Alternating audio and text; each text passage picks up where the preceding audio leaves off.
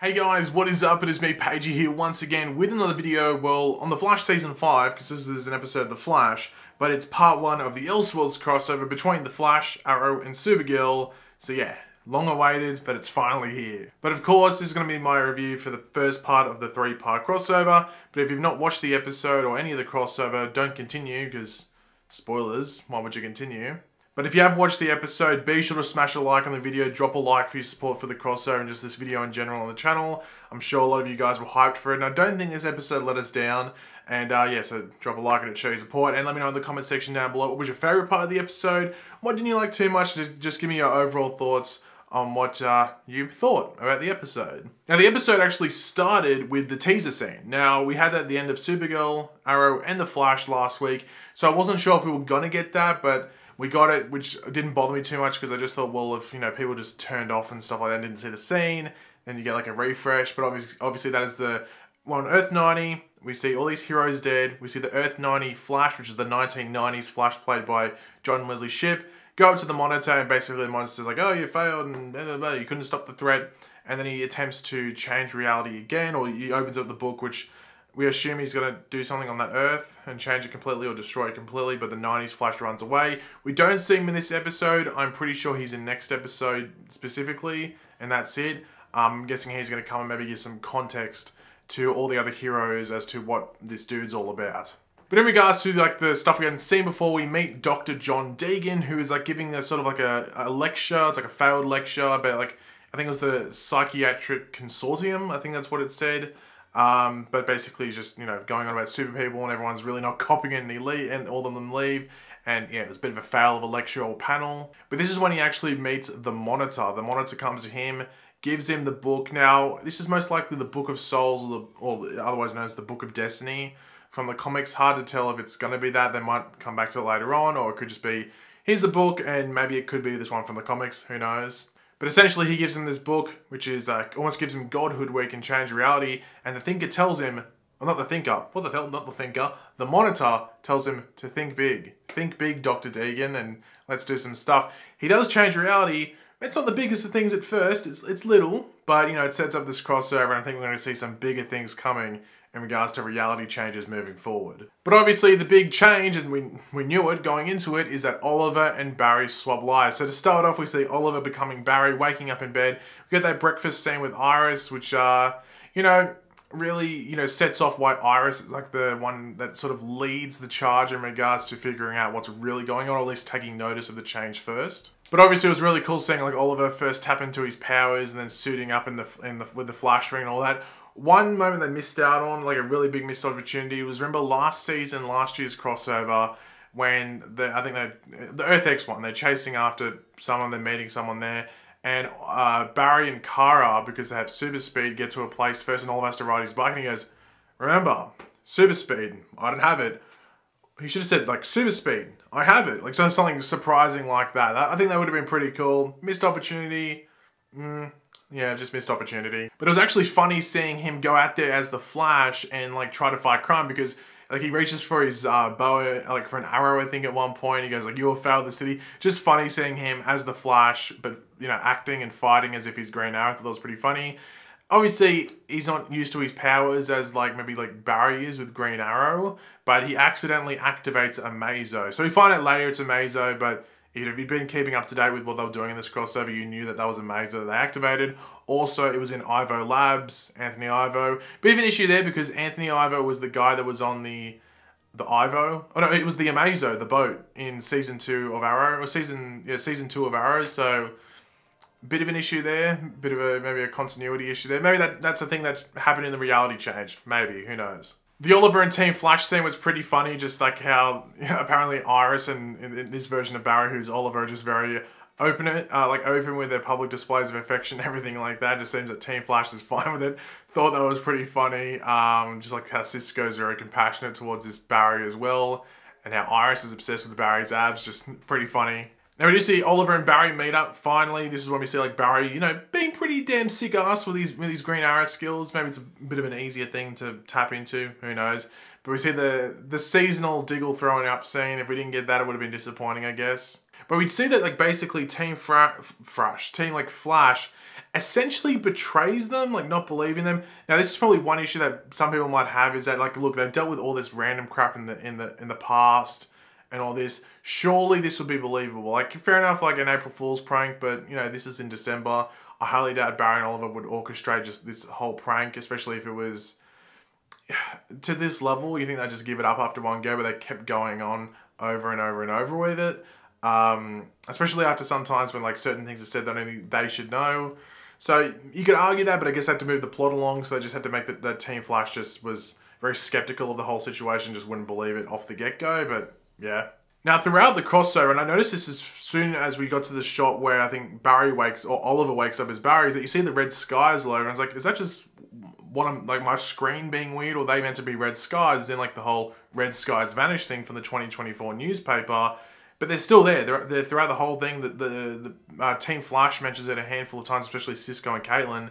They mention it a couple of times. So are they leading to that? Is what is going on with the red skies? Hopefully that gets explained as we move forward. But just strange seeing that. I don't know if anyone else noticed that at first before the show actually pointed that out. You know, the character saying it. But we do see Cisco vibe the monitor.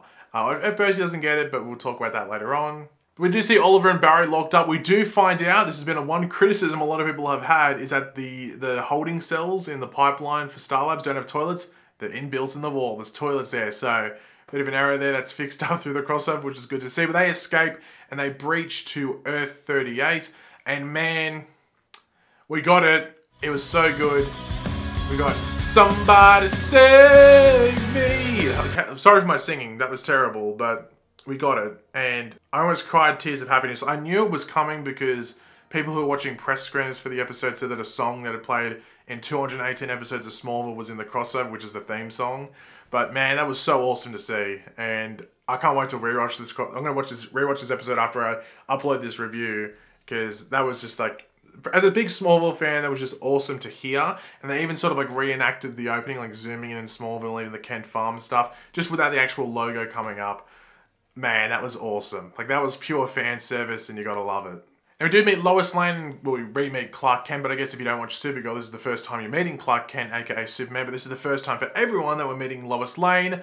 Thought she's pretty good. I thought the relationship between them and the chemistry between the two did fit like a Lois Lane, Clark Kent sort of relationship. I do like Bitsy Tulloch, or I can't remember how you pronounce her last name, who plays Lois Lane, because she reminds me of like the Margot Kidder Lois Lane, which is like she was the Lois Lane to Christopher Reeve's Superman, so she looks a lot like her, so I really like her in this role. And Lois Lane is obviously like I guess like the gold standard, like the upper echelon, like the #1 in regards to the better half of like a superhero. So obviously, you know, you have Clark Kent, Lois Lane, you have Barry and Iris, you have all these other people, but Lois Lane and Lois and Clark are just up there, and I think they serve justice to that relationship in this episode of the crossover, and I think they come back into it in the Supergirl episode, which is number 3. So that's on Tuesday or Wednesday, depending on where you live. Now we do see Barry and Oliver come over, and it's just funny seeing the relationship, or the first impressions between them and Superman or Clark Kent, even like Oliver like puffing out his chest and stuff just to make himself look a bit bigger.